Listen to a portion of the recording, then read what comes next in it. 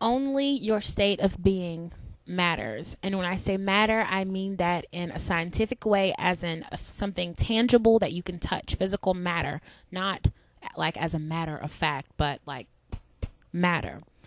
Okay, and that's very important. That's where I ended my last video with that with that quote. But so yeah, always think of your life that way. If there's a circumstance going on, you know, in your life that you despise, that's, you know, like hard for you or whatever. I know a lot of people really like to focus on the negative aspects of things and find boogers in like whatever. I mean, I could be saying like I can teach you how to piss gold, and someone will be like, well, da, da, da. So for this video, I know someone's gonna say, well, what if like my loved one dies? I can't matter that circumstances, can I now? No, you can't. I'm sorry. But for everything else, this will definitely work. Okay. So, your state of being matters. So if you're in a circumstance where, you know, you're not enjoying it and it's not, you know, what you want, fuck it. Don't think about it. You know what I mean? Just you really have to have that attitude when it comes to something that's not desirable to you, because you have to go back and really trace your steps if you need to realize that you created that situation. You can go back and pinpoint all the negative aspects, you know, what you were thinking about something in your life, whether it had something to do with that situation or not. You might find that there's a negative person in your life that you probably need to rid yourself of or something.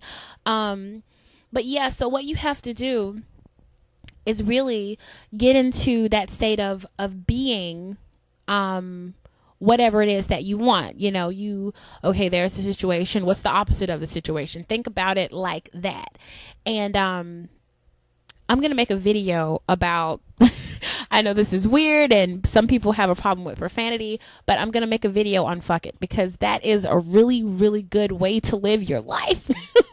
And I'll teach you about that. I'll teach you about it. It's very empowering. Okay. But yeah, so,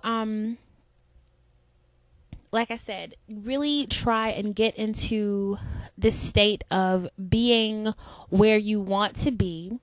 And this is where imagination comes into place. People think that you can close your eyes and you can have these little mind movies and it's just there. It doesn't really mean anything. Bullshit. It means everything. Because like I said in my intro video, or I think my first chapter or something, your thoughts are vibration, and everything is vibration. Everything is energy. So when you close your eyes and you're thinking, you're creating.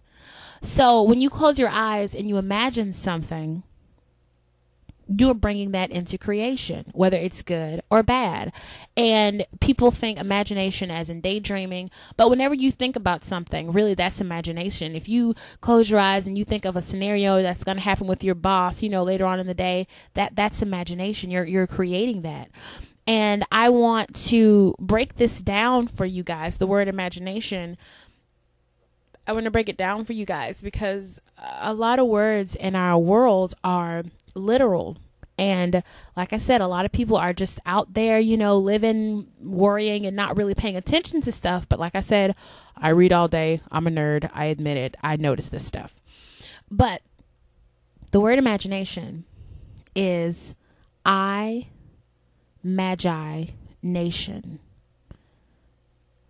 A nation of I Magi's, or the nation of I magicians. You create with your eyes. You magically create things with your eye. You create your reality with, you know, the images you hold in your mind or whatever. The I Magi nation. Oh, so cute. It's like somebody created that word just for that purpose. You know, oh, they're never going to notice. I'll throw that in there. That's really cute. You know. But yeah, so I'm pretty sure other people have thought about the stuff that I'm talking about. I don't know them, but yeah. So anyway, that's what you have to do. You have to imagine that state of being and really, really put yourself in that place and try and vibrate on that level. Live your life every day, all day, as if you have that thing you want. Don't just, set aside like 3 minutes, a day and do this. Really just go out into your life and live that way. Don't set 3 minutes aside, visualize, and then when you come out of it, think about the bad aspects of life again and not having it, because you're going to get what your mind is on. Like, let's see, it's kind of like, think of tug of war. If on one end of the rope is like what you want, the other end is what you don't want, in the middle is just like 0.0, the mud pit or whatever.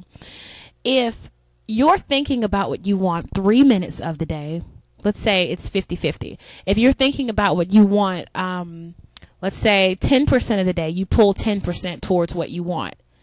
And then the other 90% of the day, you're thinking about what you don't want. Which side is going to win? Which side is going to hit 0.0 first? The shit you don't want. And that's how come most people are depressed or unhappy and they don't have stuff that they want, because most of the time they're focused on what they don't want. And that's how come they always get it, because that's the predominant thoughts in their awareness. Change that shit up, dude. You really have to imagine yourself having what you want. When you go out, I got it, so, I'm not going to fret. I'm not going to look at this girl with her boyfriend, or I'm not going to look at that person with that Range Rover because I have one of my own. You're not going to freak out every time you see a Range Rover if you have one of your own.